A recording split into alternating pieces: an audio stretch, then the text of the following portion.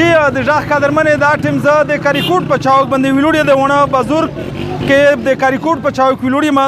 نن د پاکستان تحریک انصاف ګوند ملګري ځوانون دلته راوتلي دي هغه احتجاج کو هغه لاریون کو نور درې مې د نوې پښتنه وکړي چې دی نن دا احتجاج د لاریون ویلې کړی دی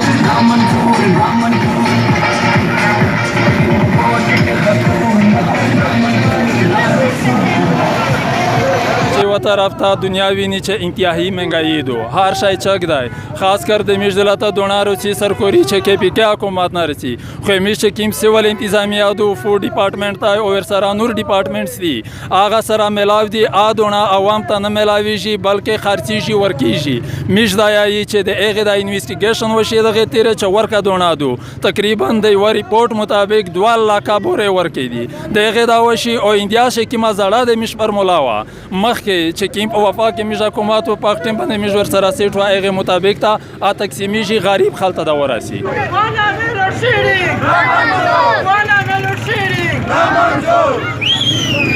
کله لخان به لکه تو ته چې پاتا دو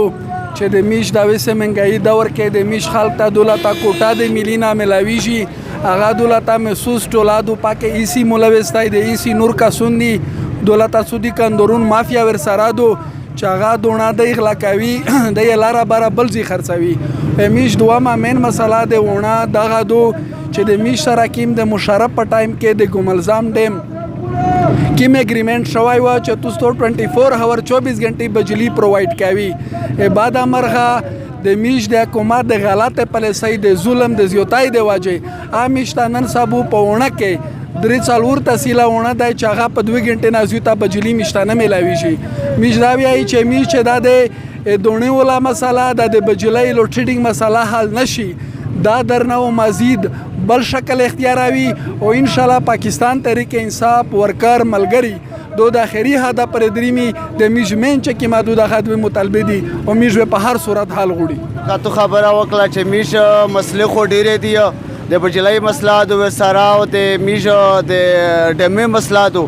او نن صاحب چې بیا د میش سره د 3G 4G بارا کې دا ونه خلک تقریبا 3 میاشتې احتجاجي نه کی او تر وسه پر مسله حل نه دو په دغه پروټیسټ کې د میش دا مطالبه دي د حکومت نه لکه اصل کې مدرا چې مسلې ډېرې دي خو 3G 4G د میش مین مسله دو چې څومره یوت تای او څومره بزنسمن خلک